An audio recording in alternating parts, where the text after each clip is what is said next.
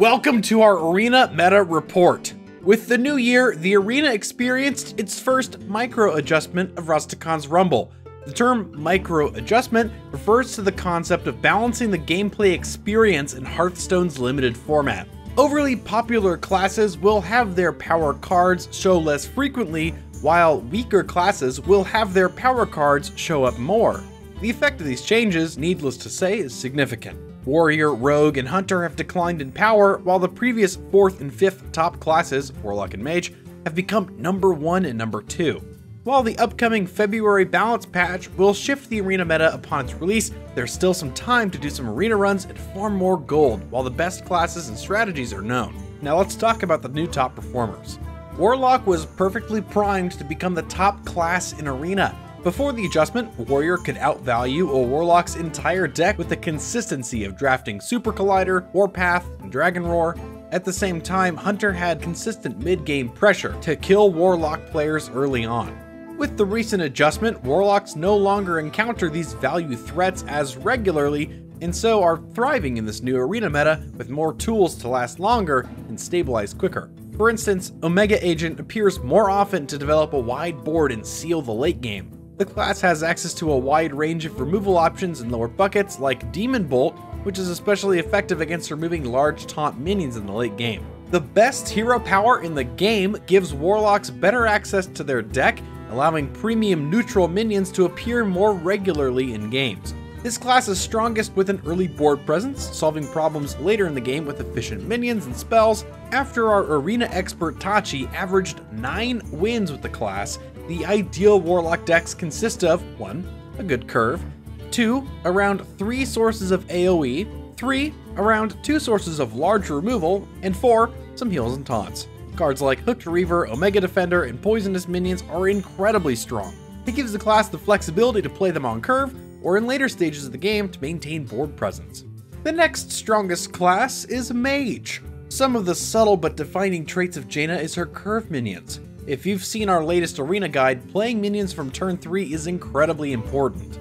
Cards like Pyromaniac, Cold Wraith, Water Elemental, Steam Surger, and Leyline Manipulator all make the class relevant. These minions all share competitive vanilla stats with a situational upside. It's important to realize that playing them on curve is very often the strongest play. Jaina also has an excellent arsenal of removal spells that can create multiple win conditions. Despite their mana cost, Meteor and Flame Strike often create tempo and card advantage. These spells can be particularly devastating when you're already ahead on board. This gives you room to push for lethal damage or until you draw a finisher. Even smaller AoE spells like Shooting Star can split small chip damage for an efficient cost, which is really strong right now due to the presence of cheap poisonous minions. The recipe for an ideal mage deck is very similar to Warlock, except that instead of having more taunts and heals, you're replacing them with even more late game threats. Yes, even Bone Mare. It's so good right now that we'd take it over a Fireball. This is because Jaina's curve is so good that you'll capitalize from a turn 8 buff more regularly than a one-off reach spell. Bone Mare can act as a conditional large removal and a major threat. Other than that, Mage has a bunch of board clears. You generally want 3 or 4. Too many and you play too reactively. Too little and you have no comeback tools in case you're behind. Other than Warlock and Mage, win rates show that Warrior, Rogue, and Paladin have similar win rates. Paladin is especially strong, but plays differently to Warlock and Mage. It's the most proactive class in Arena and benefits the most from curving out. In this meta, every class needs to curve out or they'll lose the board. In these final months before the next set rotation, board clears appear less frequently in a large card pool. Most AoE spells deal about 1 to 2 damage to each unit. In response, Paladin can build resilient tall boards with their buff cards. Priest is one of the few classes that can deal with such boards by drafting multiple hard board clears like Mass Hysteria and Psychic Scream.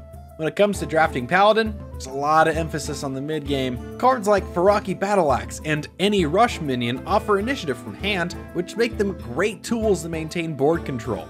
Of course, the early game curve is also important, but there's a clear bias against 2-drops. Other than stubborn Gastropod, you often don't want to draft other 2-mana minions unless they offer strong late game potential. Instead, there's a strong emphasis on 1 and 3-drops. In an ideal deck, you're looking for at least 5 good 3-drops with a couple of 1-drops. Paladin should eventually break into the top 3 classes as more people learn how to draft with it. Druid, Hunter, and Shaman continue to have inconsistent global win rates.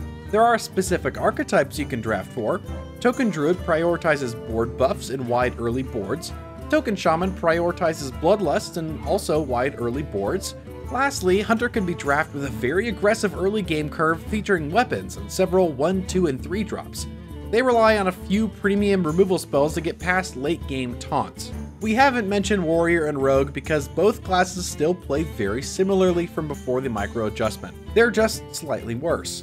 For Warriors, you often have to pick up tempo tools such as Devastate or snowballing minions like Frothing Berserker, which is especially strong right now. 4 health minions aren't easy to remove, and hiding it behind a taunt can have cards like Frothing Berserker spiral out of control. Be mindful not to pick that many Dragon Roars. The card obviously gives you a lot of value, but you'll never get to play that many dragons if you're passing on premium tools such as Warpath, Execute, and cards that require a response. As for Rogue, with even less premium buckets, you're looking to pick strong neutral curve minions with late game options in response to board wipes. The class doesn't often feel that great to draft since it's been getting worse and worse buckets with every adjustment. Last but not least is Priest, the most average class among the 9. It has the potential to be drafted as a super control deck. You're still looking to draft an ideal curve, along with powerful cards such as its range of AoEs and mind control.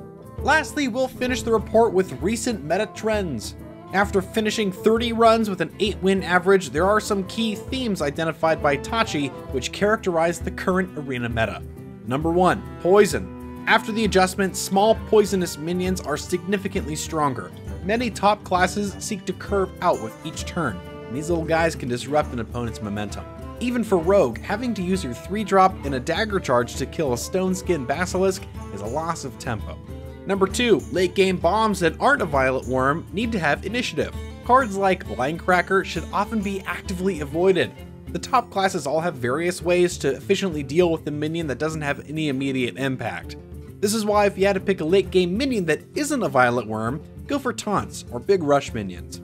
Keep in mind, we still want late game bombs in your deck, but there are cheaper options that threaten the board earlier and provide late game pressure. Finally, know the most common cards that you are expecting from your opponent. The 5-mana Dragon Moss Scorcher and all AoEs that deal 1 to 2 damage have become common.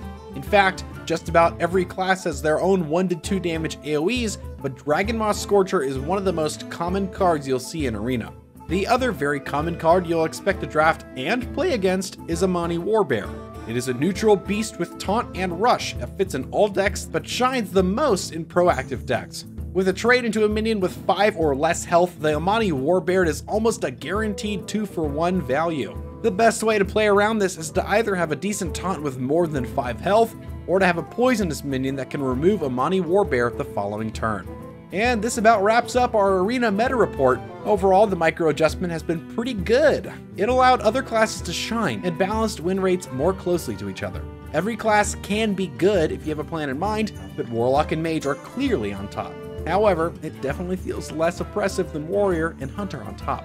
We hope you learned something from this meta report, allowing you to grind for more gold and earn more packs. We'll be back with another Arena meta report after the February balance patch, so as always, be sure to like and subscribe to the channel for more Tempo Storm news and Hearthstone content.